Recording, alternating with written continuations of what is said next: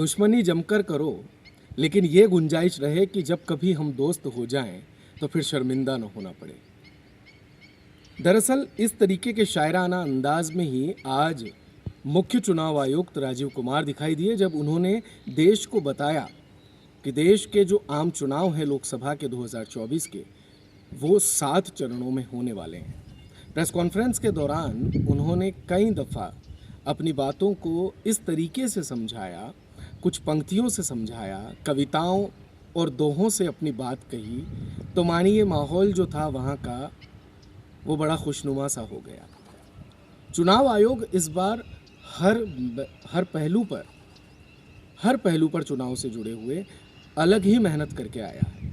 जैसे ही चुनाव आयोग की तिथियों का ऐलान हुआ तो ये पता चला कि चुनाव जो है वो 7 चरणों में होंगे।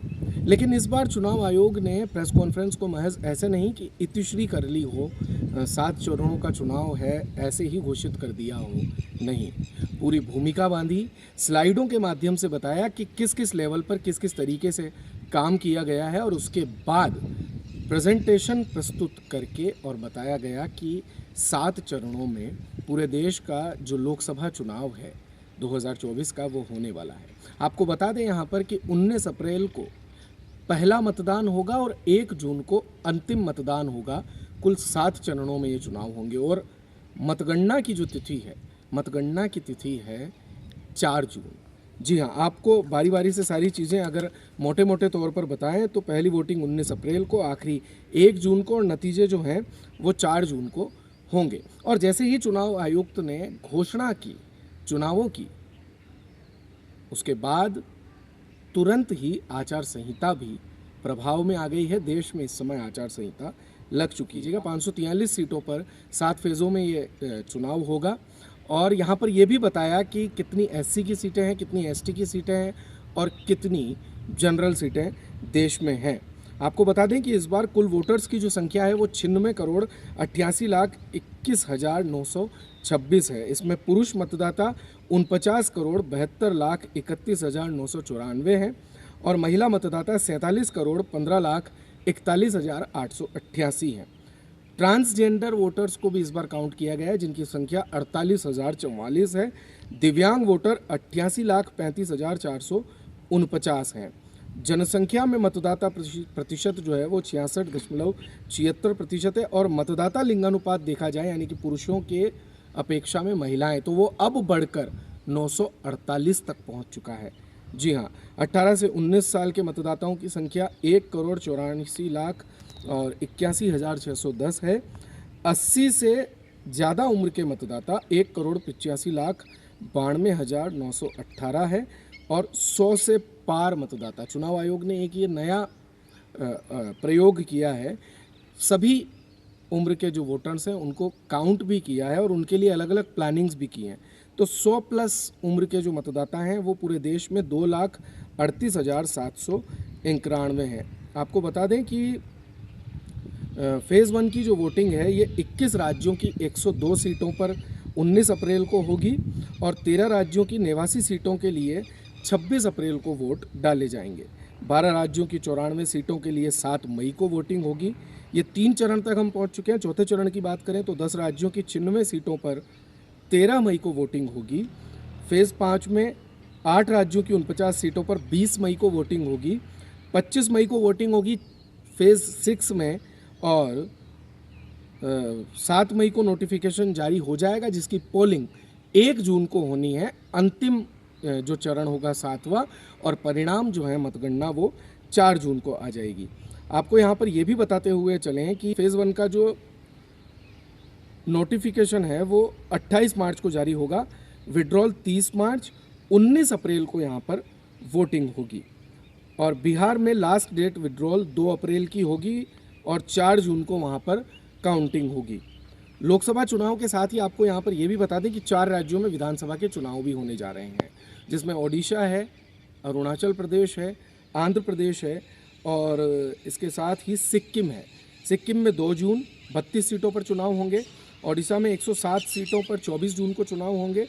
अरुणाचल प्रदेश में 60 असेंबली सीट पर चुनाव होंगे और आंध्र प्रदेश में विधानसभा चुनाव जो हैं लोकसभा के साथ कराए जाएंगे।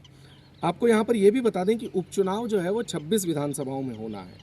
बाई इलेक्शन 26 असेंबली में बाईपोल होना है, जिसमें बिहार, गुजरात, हरियाणा, झारखंड, त्रिपुरा, वेस्ट बंगाल, हिमाचल, राजस्थान में केवल एक सीट पर बागीदोरा, जो महेंद्रजीत सिंह मालवीय अभी लोकसभा का चुनाव लड़ रहे हैं, उन्होंने विधायक के पद से इस्तीफा दिया, उसके बाद वो सीट खाली हो गई है, वहाँ पर अभी बाई इलेक्शन होंगे। कर्नाटक, तमिलनाडु और उत्तर प्रदेश में भी बाईपोल होना है। ये 26 वैकेंसीज थी जिन पर बाईपोल होने थे, 26 को एक साथ करवाया जा रहा है। आपको यहाँ पर ये भी बता दें कि मिस इन्फॉर्मेशन के लिए भी इस बार तैयार है चुनाव आयोग। उन्होंने कहा कि चुनाव के दौरान काफ़ी परेशान किया है। सोशल मीडिया में कई प्रोग्राम्स जो हैं बढ़ाने में मदद करता है। सोशल मीडिया पर क्रिटिसाइज करने की पूरी आज़ादी है, लेकिन फेक न्यूज़ नहीं फैला सकते, और इसके लिए निर्देश दिए गए हैं कि ऐसा न हो, इसके लिए कानून भी बनाए गए हैं। आपको यहाँ पर यह भी बता दें कि मुफ्त घोषणाएं जो हैं वो 100% रोकी जाएंगी। जैसे सभी राज्यों में एजेंसियों के साथ इसके लिए मीटिंग की है।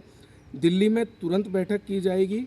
जो मुफ्त घोषणाएं हैं, कैश हो गया, शराब है, ऐसी शिकायतें उन्हें 100% चुनाव में रोका जाएगा, और जैसी समस्या है वैसा उसका समाधान होगा। हिंसा मुक्त चुनाव, ये एक नई परिपाटी है जो शुरू की जा रही कि चुनाव जो हैं वो हिंसा मुक्त हों, इस पर भी ध्यान दिया जाएगा।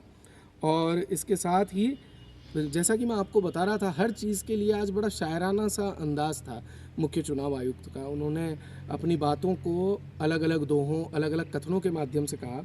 तो उन्होंने यहाँ पर यह भी कहा कि बापू ने कहा था, बापू यानी राष्ट्रपिता महात्मा गांधी ने कहा था कि वे हिंसा का विरोध करते हैं, क्योंकि उनसे मिला समाधान कम वक्त के लिए होता है और नफ़रत जो है वो हमेशा के लिए हो जाती है। और नफ़रत की जहाँ पर बात कर रहे हैं तो यहाँ पर मुख्य चुनाव आयुक्त ने एक और दोहा पढ़ करके सुनाया था कि रहीमन धागा प्रेम का मत तोड़ो छिटकाए, और टूटे से फिर ना जुड़े, जुड़े गांठ पड़ जाए। ये जो रहीम की पंक्तियां हैं, ये पंक्तियां उन्होंने प्रयुक्त की कि चुनाव में जब आपने सुना होगा कि कई नेता जो हैं वो अपना स्टेटमेंट बहुत आगे तक बढ़ करके दे देते हैं, वो बातें भी कह देते हैं जो कहनी नहीं चाहिए, और उसके बाद क्रिया की प्रतिक्रिया होती है। इधर से कुछ गलत आया तो सामने से और कुछ गलत आएगा, फिर उधर से कुछ गलत, फिर इधर से कुछ गलत, और चुनाव में जो मुख्य मुद्दे हैं वो मुख्य मुद्दे कहीं धराशायी हो जाते हैं, और चुनाव जो है वो सिर्फ छीटाकंशी पर ही केंद्रित होकर के रह जाता है। तो चुनाव आयोग ने इस बार इस पर भी संज्ञान लेने का प्लान बनाया है, और कड़ी कार्रवाई जो है इस पर की जाएगी। और स्टार कैंपेनर जो हैं अलग अलग पार्टीज़ के, वो कोई सी भी पार्टी के हों, उन्हें गाइडलाइन भी जारी की जाएगी कि आप अपने भाषणों में अच्छे शब्दों का प्रयोग करें और छीटाकंशी जो है उससे बचें। यहाँ पर मुख्य चुनाव आयुक्त ने एक बात कही जिससे सदन जो था वो पूरा वो उसमें हम कहेंगे कि एक मजाकिया माहौल बन गया, कि उन्होंने ये कहा कि आजकल वैसे भी अगर आप दुश्मनी रखते हैं तो आजकल वैसे भी दुश्मनी या दोस्ती जो है वो ज़्यादा समय के लिए टिक नहीं रही है। उनका इशारा सीधा सीधा दल बदल की ओर था कि कल को कोई किसी पार्टी में है, कल को फिर वही दुश्मन जो है वो दोस्त बन जाता है। तो ऐसे भी भाषण ना दें कि आपके भविष्य में दोस्ती पर संकट कहीं ना कहीं आ जाए। इसके बाद बात करें तो शिकायत मिलते ही 100 मिनट में टीम जो है वो मौके पर पहुंच जाएगी चुनाव आयोग की। अगर कोई भी शिकायत आती है तो अपने कैंडिडेट को जानने के लिए चुनाव आयोग अपने मोबाइल नंबर से जानकारी हासिल कर सकता है। नो योर कैंडिडेट से प्रत्याशी के बारे में वोटर्स देख सकते हैं। जिसका क्रिमिनल रिकॉर्ड है उसे 3 बार न्यूज़पेपर और टीवी में भी देना पड़ेगा कि मेरे खिलाफ ये क्रिमिनल रिकॉर्ड्स हैं। पॉलिटिकल पार्टी को बताना भी होगा, ये महत्वपूर्ण है, पॉलिटिकल पार्टी को ये भी बताना होगा कि आपको इस कैंडिडेट के अलावा दूसरा कैंडिडेट क्यों नहीं मिला। अगर इसके ऊपर केसेस ज़्यादा हैं तो आपको दूसरा कैंडिडेट क्यों नहीं मिला। 85 वर्ष की उम्र वालों और दिव्यांगों के लिए घर से वोट की सुविधा है। नॉमिनेशन से पहले उनके घर पर फॉर्म पहुंचाया जाएगा, और इस बारे में पूरे देश में व्यवस्था जो है एक साथ लागू होगी। विधानसभा चुनाव में भी देखा गया था कि इस तरह की व्यवस्था कई राज्यों में देखी गई है। आपको बता दें कि 12 राज्य इस समय ऐसे हैं जहां पर पुरुषों से ज़्यादा महिला वोटर्स हैं, और 1.82 करोड़ फर्स्ट टाइम वोटर्स हैं। 15 लाख से ज़्यादा ये वोटर्स राजस्थान में भी हैं। और आपको बता दें कि 1.25 साल में पिछले 11 चुनाव हुए हैं और ये ऐतिहासिक मौका है जो कि मुख्य चुनाव आयुक्त ने बताया है। राजस्थान के संदर्भ में अब हम बात कर लें तो राजस्थान में 2 चरणों में चुनाव होने वाला है, एक 19 अप्रैल को और एक 26 अप्रैल को। पिछला जो चुनाव था वो भी इसी तरीके से हुआ था। पूर्वी राजस्थान में पहले हुआ था, पश्चिमी राजस्थान में पश्चिमी राजस्थान में पहले चुनाव हुए थे, पूर्वी राजस्थान की सीटों पर बाद में चुनाव हुए थे। ठीक इसी तरीके से इस बार चुनाव होंगे। 19 अप्रैल को अलग चुनाव होंगे और 26 अप्रैल को राजस्थान की बाकी सीटों में चुनाव होंगे। कई राज्य हालांकि ऐसे भी हैं जो 4-4 चरणों में भी जहां पर चुनाव होंगे, लेकिन राजस्थान में 2 चरणों में चुनावों को संपन्न किया जाएगा। आप देख रहे थे राजस्थान कवरेज, और चुनाव की जो बाकी की ताज़ा अपडेट्स हैं उनके लिए आप राजस्थान कवरेज से जुड़े रहिए, क्योंकि लोकसभा चुनाव में और लोकसभा चुनाव की पल पल की अपडेट लेकर के राजस्थान कवरेज खास करके राजस्थान की 25 सीटों पर सबसे पहले आपके पास पहुंचेगा। और हमारे संवाददाता आप तक पहुंच ही रहे हैं अपना कार्यक्रम लेकर के मिजाज पब्लिक का, तो अपना मिजाज भी जरूर बताइएगा। धन्यवाद। दिन भर की सारी अपडेट्स के लिए सब्सक्राइब करें राजस्थान कवरेज को और बेल आइकन दबाना ना भूलें ताकि आप रहे अपडेटेड हमेशा।